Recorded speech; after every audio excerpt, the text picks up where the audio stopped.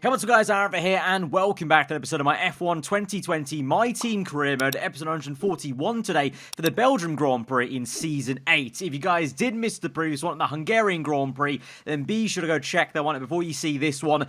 Really great episode. I mean, a mental one in all kind of cases for the track action we got, what it means for the championship, because now coming into this one, spoiler alert, we come in leading the championship then from Lando Norris, and it's very close between myself and him, only 2 points the difference. Then there's a slight larger gap then, and you can see Russell's performance at Hungary, 2 second place in a row, a win at Austria, sees himself in 3rd place ahead of Ocon, the man who looked so strong at the start of this season with 2nd, 1st and 3rd there in the first few episodes. And obviously it was a really bad day in the office for Schumacher, so unlucky. I feel so bad that he had a DNF within, 2 laps there. He was leading the way. I think, honestly, if he was still in the race, we would have maybe had a hard time, fighting him for the race win.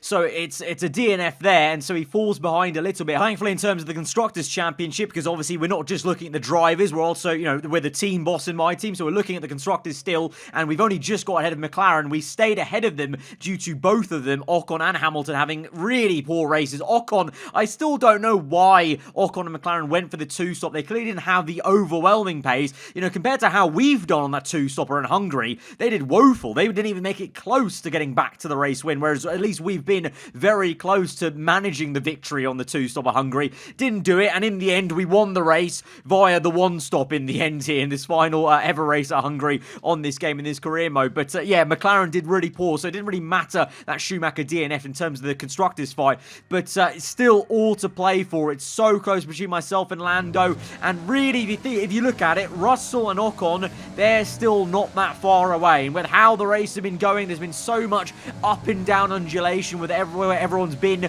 in these races, you just can't count them out. But at the moment, it does look to be focusing a little bit myself on Lando, as Ocon has dropped off in terms of that consistency, and Russell has come through with the polar opposite, bulletproof consistency. Ever since that win, he's not been off the top 2 steps of the podium, which is a pretty impressive stat in an Alfa Romeo car. But the next 2 races are going to be very interesting indeed, because Belgium, right here for this episode, we've got the Italian Grand Prix next. Both of these tracks where slipstream is going to be so powerful in the races that even it really doesn't matter what the qualifying pecking order is like, because in the race, if you're in the slipstream, especially next race at Italy, it can change everything, and you can, become a hero from, 8th place or 10th place on the grid very easy compared to Hungary. I know we did it, but obviously the strategy paid out for us in that kind of regard, and some good race pace. But, I've historically had a tough time at Italy. Belgium's been a bit hit and miss. We've had some great races and some not so great ones, so we'll see how things shake up. But right now, the car is looking quick. Q1 there was, a formality there. We went top of this session, actually, in the car feeling really planted, like no issues really to report in terms of understeer, oversteer. Just felt like a very well-balanced car, actually. So for once, I'm not really kind of wrestling with it. So maybe this is now the sign that we're finally getting on top of the Honda-powered My Team car in the final season, after being so used to the Mercedes and the Renault of old and not ever actually driving a Honda-powered FOM My Team car at maxed out potential. So now maybe we're on top of it at the right time, you'd say, because we've got a third of the season left. So this is the time to get on top of the car. But in Q2, things were a little bit closer. You can see I didn't go for a second run. I thought that first run would be enough. Everyone, though, improved massively in their second runs. Latifi's even up there in the other Alfa Romeo. It's not surprising anymore to see Russell up there, but Latifi as well. So showing that it's not really also just Russell. You've got to remember, obviously, yes, Russell's been trouncing Latifi. He was so far ahead of him in Hungary, by a good 2 seconds, but clearly that Alfa Romeo is also still good. The Alfa Romeo is great in a straight line. We've seen that in person whilst we've been racing them. There's been so many times where it's been so hard to out-drag that red and white car. So clearly they're going to have an advantage here at Belgium and Italy, where straight line speed is going to factor into the overall lap time. So let's see how things shape up. So we only narrowly made it through into the Q3 session. I wonder maybe if these overcast conditions are not suiting our car better, because it was sunny in Q1 and whereas overcast in Q2. So maybe that slowed us down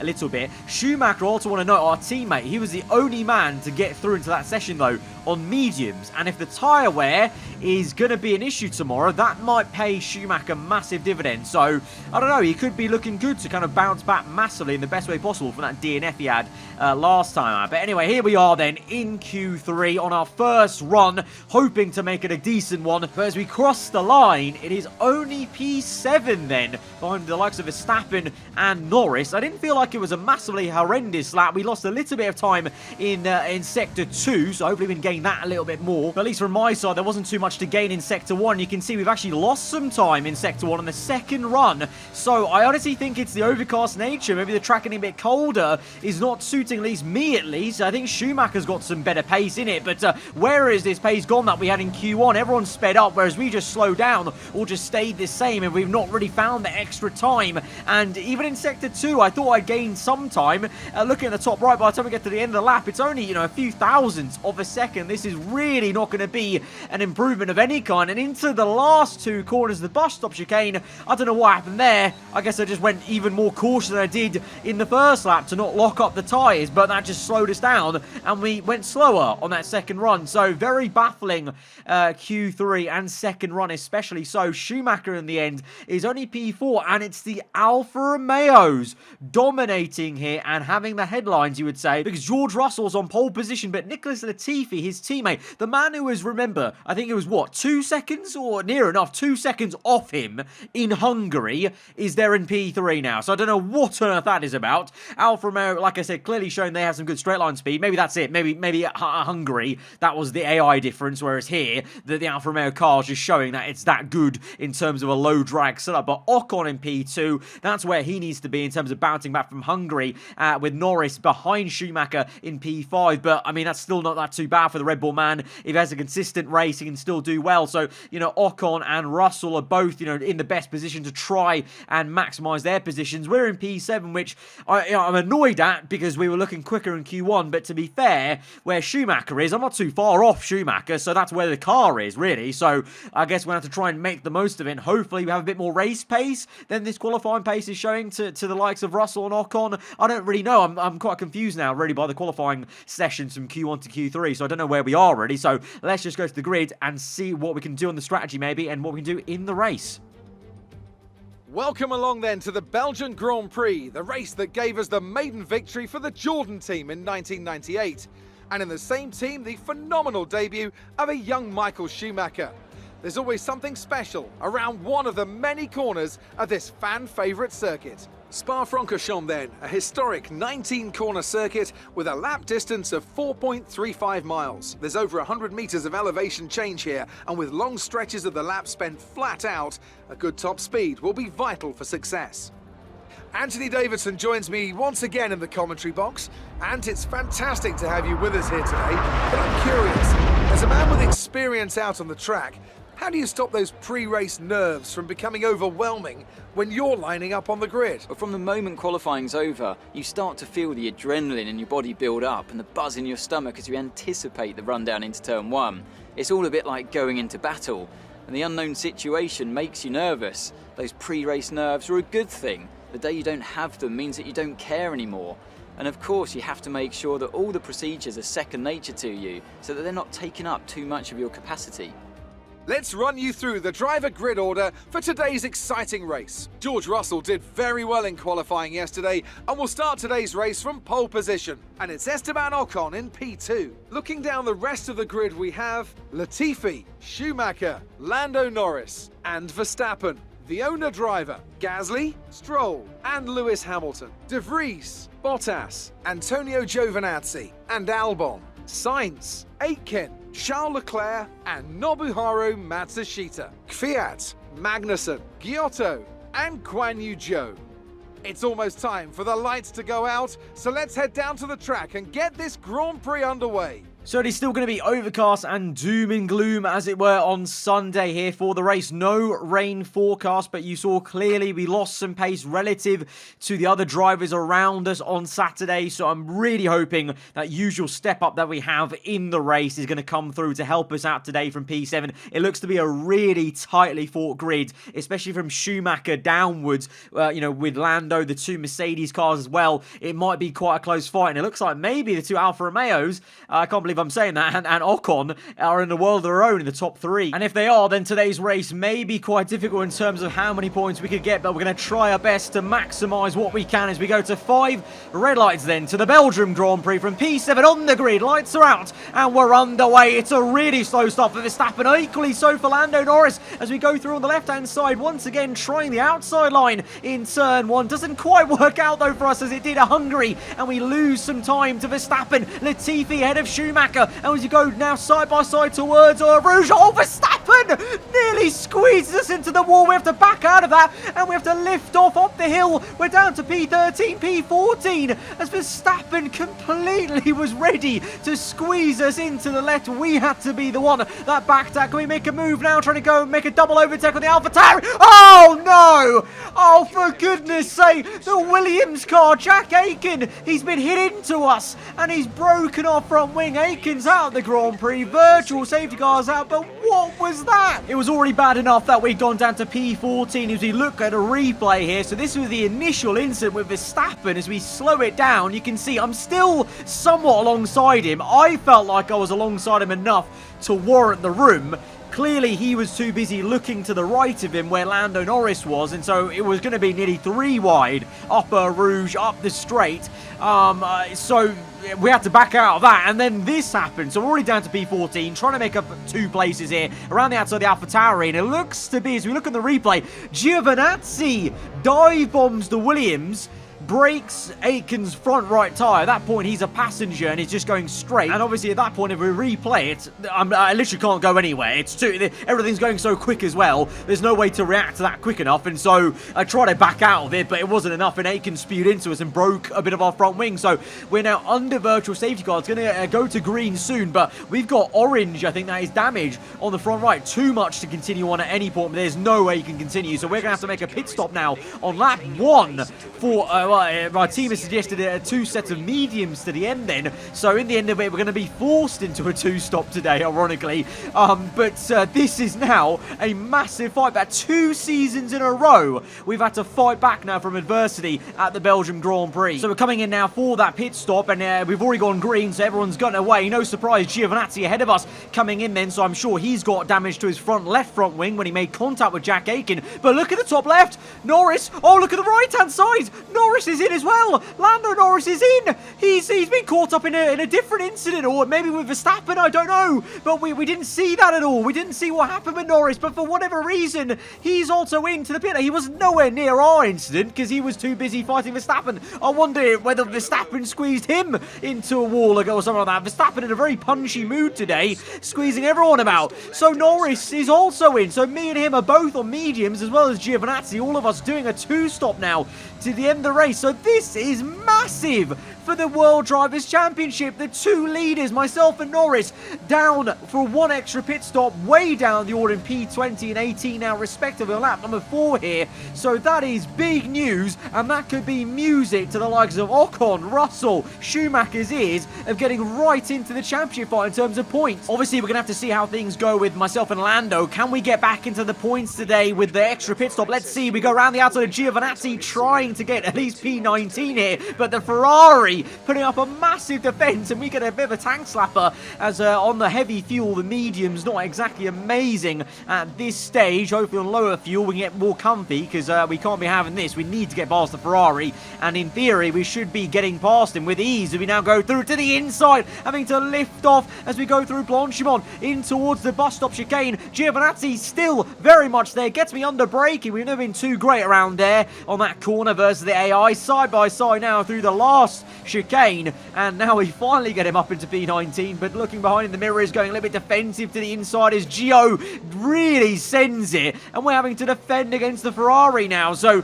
I don't know if we sustained any damage then from that crash earlier, but not looking massively fast right now. Hopefully we will be in a couple of laps time when the fuel lowers and we kind of rubber in with the mediums. But at the moment then, it's Russell that leads the way in the Alfa Romeo at this Belgium Grand Prix. Second place then Ocon. Third is Nicholas Latifi, as Schumacher is a little bit slow off the mark. Remember though, he's on medium tyres, so he's the only man on mediums in fact, so he may have a big advantage once the tyre wear kicks in. But then as we go through and scroll through the grid, as we've got a lovely little fight going on here between Albon, I think that is, in one of the AlphaTauri cars, Bottas on the outside, Albon on the inside there, lovely little midfield scrap, and we've got, I mean, look how many cars there are packed into one little straight here. The Ferrari of Leclerc chasing the AlphaTauri, the two Alpine cars, Williams, the two Hasses, and then even further back, there is Lando Norris, and then behind him chasing after us, myself and Gio. So you can clearly see the amount of work that's going to have to happen if me and Lando are to come through for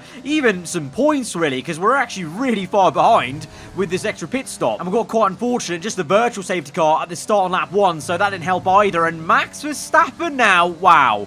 After all of that, really, Verstappen is out of this Grand Prix with an engine failure, it would seem, on the right-hand side there. And so after squeezing myself nearly into the wall, dropping us to P14, and remember, if we weren't in that position, we wouldn't have crashed into Aiken and therefore not had the front wing damage. So, you know, it all kind of comes back to that squeezing moment with Verstappen. Obviously not, you know, my front wing braking is not actually his fault, but we wouldn't have been in that position. So it's just a little bit, you know, a bit of a kick in the teeth and a bit of a shame that after all of that, Verstappen is out of the Grand Prix himself, and he's unable to actually, you know, capitalise on being that aggressive at the race start and getting some good points for his team. So it's just frustrating, you know, scenes in the cockpit, obviously, but we carry on as we always do with these career mode races and never say never, and let's just keep on going and see what we can do. But at the forefront then, we've got Esteban Ocon in second place, being caught by Latifi, showing just the pace of the Alfa Romeo car in a straight line, and with DRS, the Canadian may go through to make it a 1-2 for Alfa Romeo. Ocon comes back at him though and defends on the inside line, and Latifi tries his best to go around the outside. Schumacher getting involved, as well as the Mercedes of Pierre Gasly as well. So this is getting very, very interesting indeed in this Grand Prix, and there may be a three-way fight there for those podium positions after George Russell. But here we are, lap number 9, and now the first and maybe only pit stops of the afternoon are happening for some drivers. Sainz behind us now, Stroll ahead of us. Here we come at a rate of knots, DRS open, and we are going to fly past the Canadian. Obviously his tyre is not up to temperature, mine are, as well as this man Lando, who's trying to go around the outside of Pierre Gasly. Lando v Gasly, and a great scrap in real life at the French Grand Prix at Paul Ricard here in the game. Gasly gets the better of Lando right now, and behind, Sainz defending against the Ferrari of Leclerc as we look to try and close up on Lando. Obviously, in terms of wanting to recover in this race and get into the points, we just need to first and foremost make sure that we get ahead of Lando, because he's the man nearest to us in the championship, so we need to try and beat him today, and if we both get points, then we'll kind of gain an advantage on him in the standings. But here is Schumacher then, making his pit stop. Remember, he was on medium, so he stayed out longer than the likes of Ocon and Latifi, and he comes out side by side with Ocon, and it's going to be so close to the wall, and is Schumacher going to commit up Rouge, up Radion, up the hill? Yes, he is going to commit. Oh, what beautiful racing this is between Schumacher and Esteban Ocon there. Can Schumacher out-drag the McLaren? Yes, he can. He's got DRS, and he's up into effectively P2. I think it is P2 on the road, because remember, he pits so much later than everyone, so this is legit P2 on the road. Russell is still in P1, Schumacher in second, Ocon third, and Latifi is falling away. So is this now the time with the pit stops, with the tyre wear? That's where we're seeing the difference between Russell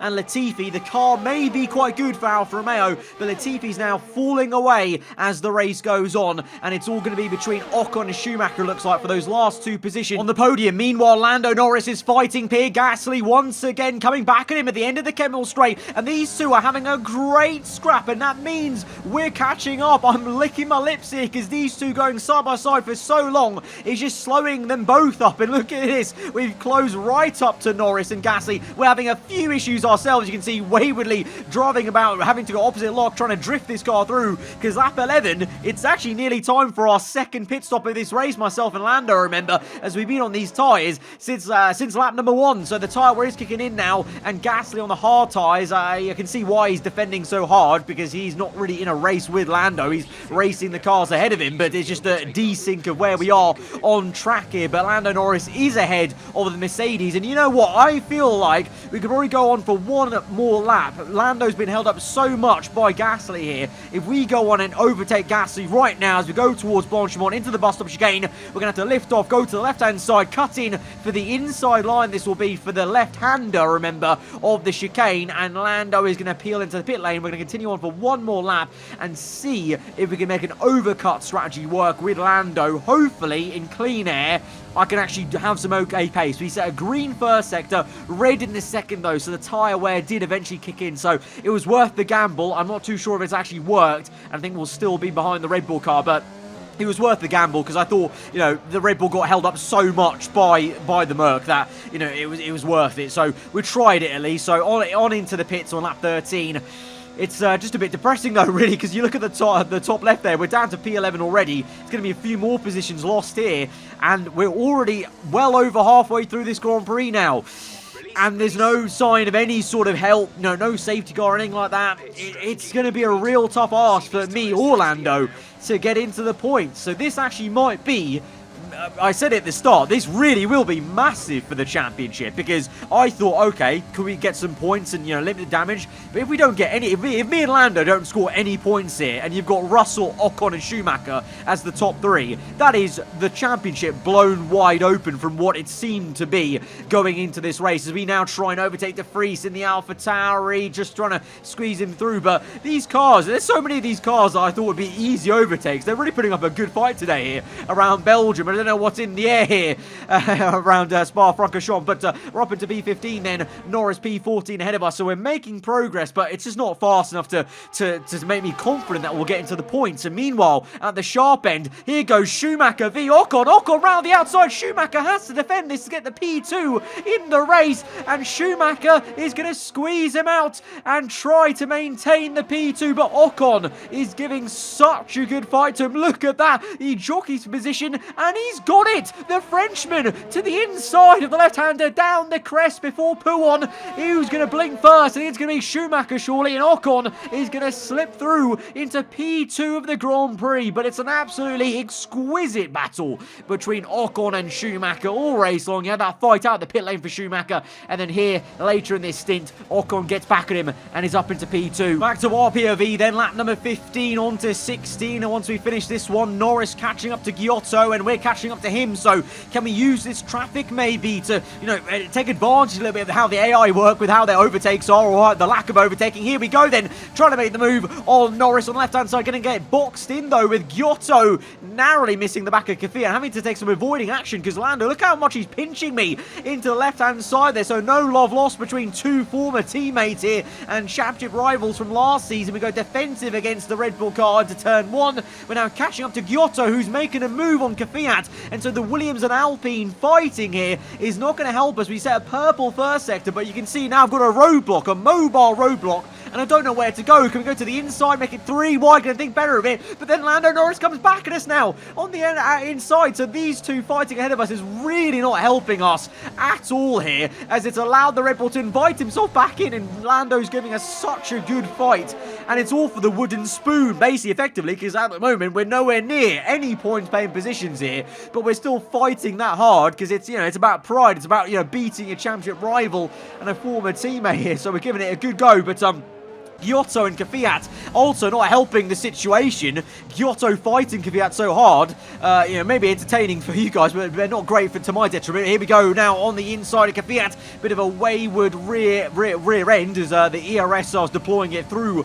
the right-hander, and that's a bit of an iffy corner to be fair on this game, as we've got a tyre on the grass having to go around the outside of the Russian. We finally get him up into P13, and now we look on the back of Luca Giotto in the Williams car. This man has been very unlucky with many DNFs. DNFs in this season so far, so he's doing quite well, actually, to be fair to him. Fair play in P12 here. We know the Williams car can be quite good in a straight line as well, but going to send one to the inside, lock up the front right narrowly, just can't quite commit fully into turn 1. Let's test the straight line speed though with the Williams car. Can we get him into Rouge? We're going to have a bit of deja vu as we go on the inside there, and in the same place where I got squeezed out on lap 1 by Verstappen. That was a bit of, I don't know, mental revenge for me that I could commit to that corner and we get the move there. You see, that was what I was hoping to do with Verstappen, but Verstappen had other ideas of squeezing us straight towards the wall there, but we get through out of Rouge. Really nice overtake, but it doesn't mean too much, to be fair, because we're still out the points. Meanwhile, though, at the end of this Grand Prix,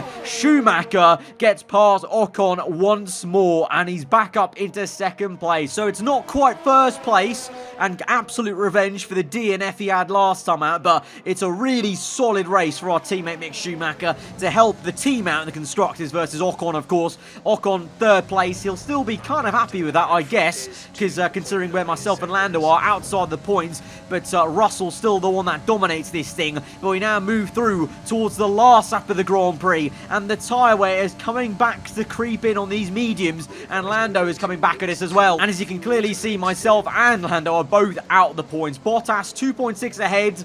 I would like to say, could we catch him with some tyre wear for the Finn maybe, because he's made a one stop, but there's just not enough tyre wear, it would seem, for the Finn. And you can clearly see instead I'm having to watch out and defend against the Red Bull. So this is not even for points, this is just for pride really at this point. But you carry on going, obviously, you know, fight to the death really in terms of F1 races. We're going to keep going, and we're going to go side by side up Radion. It's going to be very close. We have to lift off to give Lando some room there, otherwise there would have been a horrendous crash. But it's going to give us DRS. Being behind him is going to help us, and so we re-overtake him then, and that was very close though. Let's look at a replay. It was fine into turn 1 on the exit, but I just want to kind of show how close this was between us two on the final lap. Real good squeeze, but then up the hill, both of us commit, and then we actually made some contact. I had to lift off to make sure that contact didn't go into a tank slapper and a crash at the end of that one. And then ironically, we actually got helped out by being behind as we got DRS then, but it's not maybe over yet. Last sector to go. Hopefully we've got enough ERS in the tank, but look at that. George Russell wins a second race this season. He won the Austrian Grand Prix, and now he's won the Belgian one, and he's had 2 second places in between. That is going to be massive for the championship, surely. Mick Schumacher, fast after the Grand Prix, our teammate, does himself proud. Second place there, ahead of Ocon in third, I'm assuming. But we are now looking behind us and just making sure we finish ahead of Lando. Doesn't mean anything, though. No point. So, you know, we could have finished behind him, and it really wouldn't have mattered too much in terms of the standings. But it's just a matter of principle of beating one of our championship rivals on track. But that is a massive race for the championship. It's one to forget for me and Lando Norris, but it's a massive one for the championship with Russell first place, Schumacher second, Ocon third. I don't even know what the standings are going to look like. What a great race then, and what a magnificent victory here at the Belgian Grand Prix. So Anthony, what made the difference out there today? I think that smart tyre management on track and very smooth driving definitely assisted in their victory today. That combination meant they got the absolute maximum out of their tyres at all times. Alfa Romeo have been winning fans the world over with their brilliant driving, showing that they're a force to be reckoned with out there on the track. They'll certainly be building on that fan base after today's excellent result. This man and AI has really been an enigma in this career mode save. I don't know what has been going on, but this is maybe the strongest we've seen George Russell in a career mode season of ours in my team. You know, last few seasons, yeah, he's had those surprise, you know, victories and podiums. This season, he's got 2 wins now, 4 podiums in the last 4 races in an Alfa Romeo. His teammate fell away, you can see there, down to P8. And in the end of it, are you actually in the end of it? I didn't even realise what the maths would have been behind this. George Russell's taken the lead of the Drivers' Championship by 11. 11 whole points he leads in the championship to us in second place. Ocon is up into third. Norris in P4. It's so close between myself, Ocon and Norris, and all 3 of us have this massive 11-point gap to George Russell. Schumacher's closing up a little bit, but he's still quite far off Lando Norris, really. But all three of us now, myself, Norris and Ocon, we've been worrying about each other. All three of us now collectively have to look ahead of us and see what is quite a large, in career mode terms, large 11-point gap to Russell in an Alfa Romeo. This last season, this is the final ever season we're doing on this game, and it is absolutely bonkers. Constructors-wise, we still lead the way, thankfully, to McLaren, so we're looking comfy on that, but Alfa Romeo making a charge ahead of Ferrari now. So even the constructors, it's a bit of a madness for the Alfa Romeo team. I have no words. I have this race has blown the championship wide open. Like I said, I wasn't lying at the very start on lap number 1. I had a feeling that this would be a big one because me and Lando both out at the start, having to make an extra pit stop was just huge stuff. And now we go to Italy. Remember, Italy, the place where George Russell and Alfa Romeo looked very strong in the last 2 seasons. I think it was at least last season they did. So we need to watch ourselves. We need to really watch ourselves. Guys, if you did enjoy the episode, hit the like button, let me know what you thought in the comments below, and if you're new around here, do get subscribed for weekly Formula 1 content, and get subscribed for what is looking like to be a all-star, absolutely bonkers end to this championship. Till next time, guys, hope you enjoyed the day. Goodbye.